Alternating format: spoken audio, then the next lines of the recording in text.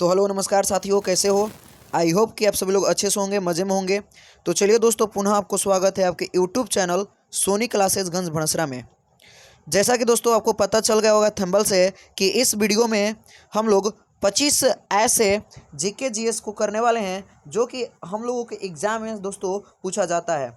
तो दोस्तों, अगर आप हमारे चैनल पर नए हैं और वीडियो आपको अच्छा लगता है तो चैनल को सब्सक्राइब कर ऑल का नोटिफिकेशन कर ले और अपने दोस्तों में शेयर कर ले ताकि वे सब भी पढ़ सके। तो चलिए दोस्तों, आज की क्लास को स्टार्ट करते हैं। और आज का जो पहला क्वेश्चन है आपके स्क्रीन पर दिखाई दे रहा होगा और कहा जा रहा है, प्राचीन नालंदा विश्वविद्यालय का संस्थापक कौन था। देखिए, क्वेश्चन नंबर 1 है और आपको यहाँ पर बताना है कि प्राचीन नालंदा विश्वविद्यालय का संस्थापक कौन था। तो दोस्तों, यहाँ पर आप देख सकते हैं ऑप्शन नंबर ए में है धर्मपाल, ऑप्शन नंबर बी में है चंद्रगुप्त द्वितीय, ऑप्शन नंबर सी में है समुद्रगुप्त और ऑप्शन नंबर डी में है कुमारगुप्त। तो दोस्तों, फटाफट आप लोग बता दीजिए कि प्राचीन नालंदा विश्वविद्यालय का संस्थापक कौन था। तो चलिए दोस्तों, मैं आपको बता दे रहा हूँ कि प्राचीन नालंदा विश्वविद्यालय का जो संस्थापक था वह कुमारगुप्त था, यानी जो ऑप्शन नंबर डी है आपका बिल्कुल करेक्ट है। अगर दोस्तों इसका आंसर आपको पता ना हो तो आंसर याद करते चलिएगा, मैं आपको सही सही और सटीक आंसर बता रहा हूँ। तो चलिए क्वेश्चन नंबर 2 को देखेंगे यहाँ से दोस्तों। और क्वेश्चन नंबर 2 आपके स्क्रीन पर दिखाई दे रहा होगा। कहा जा रहा है, अर्थशास्त्र पुस्तक किसने लिखा। तो दोस्तों बताइए कि अर्थशास्त्र पुस्तक किसने लिखा था। तो दोस्तों यहाँ पर आप देख सकते हैं ऑप्शन नंबर ए में है Chandragupta Maurya, option number B में है कौटिल्य, ऑप्शन नंबर सी में है आर्यभट्ट और ऑप्शन नंबर डी में है कनिष्क। तो दोस्तों बताइए कि अर्थशास्त्र पुस्तक किसने लिखा था। तो दोस्तों अगर आप ऑप्शन नंबर बी को टिक मार रहे हैं तो सही है, कौटिल्य, यानी जो कौटिल्य थे वह अर्थशास्त्र के पुस्तक के लेखक थे। कोई दिक्कत है? चलिए यहाँ से क्वेश्चन नंबर 3 की ओर बढ़ते हैं। यहाँ पर क्वेश्चन नंबर 3 है और कहा जा रहा है, जैन धर्म के अंतिम तीर्थकर महावीर की मृत्यु कहाँ हुई थी। जो जैन धर्म के अंतिम तीर्थकर थे ये 24वें तीर्थकर थे दोस्तों, ये याद कर ले रहिएगा। जो महावीर थे वह जैन धर्म के 24वें और अंतिम तीर्थकर थे जिनकी मृत्यु पावापुरी में हुई थी। ठीक है ना, पावापुरी में हुई थी। जो ऑप्शन नंबर डी है आपका बिल्कुल ही करेक्ट है। चलिए यहाँ से बढ़ते हैं क्वेश्चन नंबर 4 की तरफ। और यहाँ पर कहा जा रहा है दोस्तों, भगवान बुद्ध का लुम्बिनी में हुआ था। लुम्बिनी कहाँ है, यानी दोस्तों यहाँ पर थोड़ा टाइपिंग मिस्टेक हुआ है। ये क्वेश्चन इस तरह नहीं है। क्वेश्चन ये है कि भगवान बुद्ध का जन्म लुम्बिनी में हुआ था। लुम्बिनी कहाँ है, ठीक है ना। तो लुम्बिनी जो है दोस्तों वह नेपाल में है, यानी जो ऑप्शन नंबर सी है आपका बिल्कुल ही करेक्ट है। तो यहाँ से दोस्तों क्वेश्चन नंबर 5 की ओर बढ़ेंगे और यहाँ से आप देख सकते हैं क्वेश्चन नंबर 5 जो कि आपके स्क्रीन पर दिखाई दे रहा होगा। कहा जा रहा है, बिंबिसार किस वंश का राजा था। ठीक है दोस्तों, बिंबिसार जो है किस वंश का राजा था, ये क्वेश्चन आपके स्क्रीन पर दिखाई दे रहा होगा। यहाँ से ऑप्शन नंबर ए में दिया गया हर्यक, गुप्त, ऑप्शन नंबर सी में है मौर्य और ऑप्शन नंबर डी में है शुंग। तो दोस्तों बताइए कि बिंबिसार किस वंश का राजा था।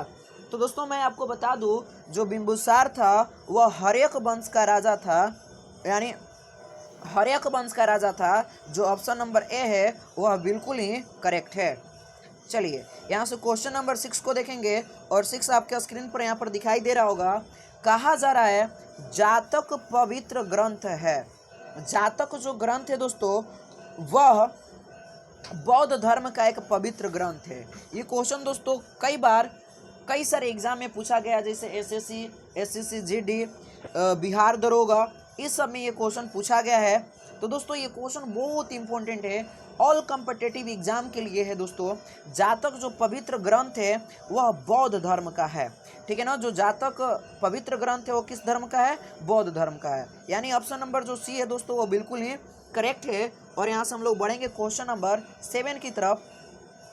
यहाँ पर जो कि आपके स्क्रीन पर दिखाई दे रहा होगा, कहा जा रहा है दोस्तों, भगवान बुद्ध ने अपने पहले धर्मोपदेश दिए थे। यानी जो भगवान बुद्ध थे उन्होंने अपना पहला धर्म उपदेश कहाँ पर दिया था? तो यहाँ पर ऑप्शन नंबर ए में आपको दिया गया है बोध गया, ऑप्शन नंबर बी में दिया गया है सांची, और ऑप्शन नंबर सी में दिया गया है सारनाथ, और ऑप्शन नंबर डी में दिया गया है कुशीनगर। तो दोस्तों आप बताएं कि भगवान बुद्ध ने अपने पहला धर्मोपदेश कहाँ पर दिया था? तो अगर दोस्तों आप ऑप्शन नंबर सी को टिक कर रहे हैं तो आपका बिल्कुल ही करेक्ट है, यानी सारनाथ में भगवान बुद्ध ने अपना पहला धर्म उपदेश दिया था। तो चलिए यहाँ से बढ़ते हैं नेक्स्ट क्वेश्चन की तरफ, और नेक्स्ट क्वेश्चन आपके स्क्रीन पर दिखाई दे रहा होगा, और ये क्वेश्चन है दोस्तों, कहा जा रहा है तोराह किस धर्म का पवित्र ग्रंथ है? जो तोराह है वह किस धर्म का पवित्र ग्रंथ है? तो ऑप्शन नंबर ए में है दोस्तों यहूदी धर्म, ठीक है, ऑप्शन नंबर ए में है यहूदी धर्म, ऑप्शन नंबर बी में है सिटोइज्म धर्म हिंदू, और ऑप्शन नंबर सी में हिंदू धर्म, और दोस्तों ऑप्शन नंबर डी में है ईसाई धर्म। तो तोराह किस धर्म का पवित्र ग्रंथ है दोस्तों? फटाफट आप अपने विचार में इसका आंसर सही टिक कर लीजिए, और मैं दोस्तों आपका आंसर सही बता देता हूँ। अगर आप ऑप्शन नंबर ए को टिक कर रहे हैं यहूदी धर्म को, तो आपका बिल्कुल ही करेक्ट है। तोराह जो धर्म है दोस्तों वह यहूदी धर्म का एक पवित्र ग्रंथ है। तो चलिए यहाँ से बढ़ते हैं नेक्स्ट क्वेश्चन की तरफ, और ये क्वेश्चन दोस्तों आपके एग्जाम में कई बार पूछे गए हैं, और ये क्वेश्चन देख लीजिए। कहा जा रहा है सारनाथ स्तूप कहाँ स्थित है?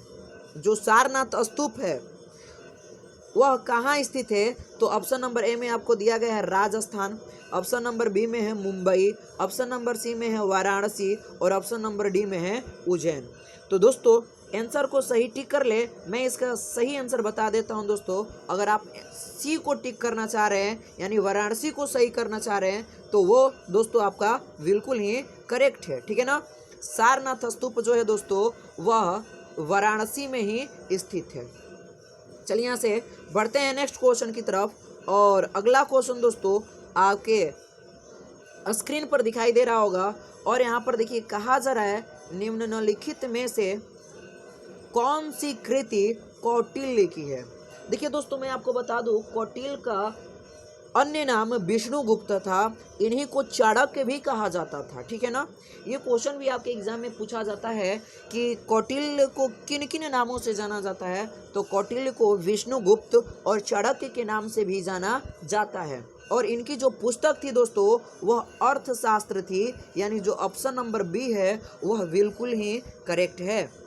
यानी जो कौटिल्य की पुस्तक है, जो कृति है वह अर्थशास्त्र है, यानी ऑप्शन नंबर बी आपका बिल्कुल करेक्ट है। चलिए यहाँ से बढ़ते हैं नेक्स्ट क्वेश्चन की तरफ, और ये जो क्वेश्चन है दोस्तों मोस्ट इम्पोर्टेंट है। देखिए क्या कहा जा रहा है, कहा जा रहा है प्राचीन भारत का सुप्रसिद्ध व्यक्ति पाणिनि था, यानी प्राचीन भारत का सुप्रसिद्ध व्यक्ति पाणिनि क्या था? तो ऑप्शन नंबर ए में कहा जा रहा है एक खगोल शास्त्री, ऑप्शन नंबर बी में है एक व्याकरण शास्त्री, और ऑप्शन नंबर सी में एक गणितज्ञ, और ऑप्शन नंबर डी में है एक दर्शनार्थ। तो दोस्तों आप बताएं कि प्राचीन भारत में सुप्रसिद्ध जो पाणिनि व्यक्ति था वह क्या था? तो दोस्तों अगर आप ऑप्शन नंबर बी को टिक करना चाह रहे हैं तो आपका बिल्कुल ही सही है, वह एक व्याकरण शास्त्री था, ठीक है ना। पाणिनि जो था वह एक प्रसिद्ध व्याकरण शास्त्री था। चलिए यहाँ से बढ़ते हैं नेक्स्ट क्वेश्चन की तरफ, और अगला क्वेश्चन आपके स्क्रीन पर दिखाई दे रहा होगा, और ये क्वेश्चन है दोस्तों कहा जा रहा है निम्नलिखित में से किसने भारत पर सर्वप्रथम आक्रमण किया था? निम्नलिखित में से किसने भारत पर सर्वप्रथम आक्रमण किया था? तो ऑप्शन नंबर यहाँ पर ए में दिया गया है अफगानों, ऑप्शन नंबर बी में दिया गया है मंगलों, ऑप्शन नंबर सी में है अरबों, और ऑप्शन नंबर डी में है तुर्कों। तो दोस्तों बताएं कि निम्नलिखित में से किसने भारत पर सर्वप्रथम आक्रमण किया था? तो मैं दोस्तों बता दूं भारत पर सर्वप्रथम आक्रमण किया था अरबों ने, यानी जो ऑप्शन नंबर सी है आपका बिल्कुल ही करेक्ट है, यानी जो भारत पर आक्रमण सर्वप्रथम किया वह अरब लोग थे, ठीक है ना। तो चलिए हम लोग यहाँ से आगे की तरफ बढ़ते हैं दोस्तों, और यहाँ से थोड़ा इसको पतला कर लेते हैं थीम को। चलिए नेक्स्ट क्वेश्चन को देखिए, आपके स्क्रीन पर दिखाई दे रहा होगा।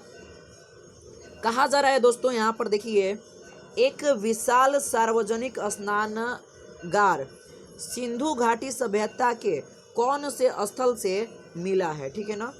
एक विशाल सार्वजनिक स्नानागार सिंधु घाटी सभ्यता के कौन से स्थल से मिला है। तो ऑप्शन नंबर ए में है हड़प्पा, ऑप्शन नंबर बी में है कालीबंगन, ऑप्शन नंबर सी में है चंतुदरो, और ऑप्शन नंबर डी में है मोहनजोदड़ो। तो दोस्तों बताइए कि सिंधु घाटी सभ्यता के वह कौन सा स्थान है जहां से सार्वजनिक स्नानागार पाया गया है। तो दोस्तों मैं आपको बता दूं, हड़प्पा से स्नानागार पाया गया है, यानी स्नानागार पाया गया है, ठीक है ना। यानी जो ऑप्शन नंबर ए है वो बिल्कुल ही करेक्ट है। तो चलिए दोस्तों यहाँ से बढ़ते हैं नेक्स्ट क्वेश्चन की तरफ, और अगला क्वेश्चन यहाँ पर आप देख सकते हैं साथियों, जो कि आपके स्क्रीन पर दिखाई दे रहा होगा। कहा जा रहा है यहाँ पर कि दीपावली प्रकाश का त्योहार निर्वाण दिन है, यानी दीपावली के दिन किसका निर्वाण हुआ था। तो दोस्तों मैं बता दूं, भगवान महावीर का इस दिन निर्वाण हुआ था, यानी मृत्यु हुआ था, ठीक है ना। यानी जो ऑप्शन नंबर बी है वो आपका बिल्कुल ही करेक्ट है। चलिए यहाँ से बढ़ते हैं नेक्स्ट क्वेश्चन की तरफ, और ये क्वेश्चन दोस्तों यहाँ पर है, आप बताइए कि सम्राट अशोक के पिता थे, यानी सम्राट अशोक के पिता का क्या नाम था। तो ऑप्शन नंबर ए में है बिंबिसार, ऑप्शन नंबर बी में है बिंदुसार, और ऑप्शन नंबर सी में है चंद्रगुप्त मौर्य, और ऑप्शन नंबर डी में है बृहदत्त। तो दोस्तों मैं आपको बता दूं, सम्राट अशोक के जो पिताजी थे वह बिंबिसार थे, ठीक है ना। जो ऑप्शन नंबर ए है वह बिल्कुल ही आपका करेक्ट है। चलिए यहाँ से बढ़ते हैं नेक्स्ट क्वेश्चन की तरफ, और ये क्वेश्चन दोस्तों आपके स्क्रीन पर दिखाई दे रहा होगा, और कहा जा रहा है भारत का राष्ट्रीय कैलेंडर आधारित है, यानी जो भारत का राष्ट्रीय कैलेंडर है वह किस पर आधारित है। तो देखिए दोस्तों यहाँ पर जो ऑप्शन नंबर ए है, ग्रेगोरियन कैलेंडर पर, शक संवत पर, हिज संवत पर, माया संस्कृति पर। तो दोस्तों बताइए भारत का जो राष्ट्रीय कैलेंडर है वह किस पर आधारित है। तो दोस्तों मैं आपको बता दूं, जो भारत का राष्ट्रीय कैलेंडर है वह शक संवत पर आधारित है, यानी जो ऑप्शन नंबर बी है वह आपका बिल्कुल ही करेक्ट है। चलिए यहाँ से बढ़ते हैं नेक्स्ट क्वेश्चन की तरफ, और ये अगला क्वेश्चन आपके स्क्रीन पर दिखाई दे रहा हो दोस्तों।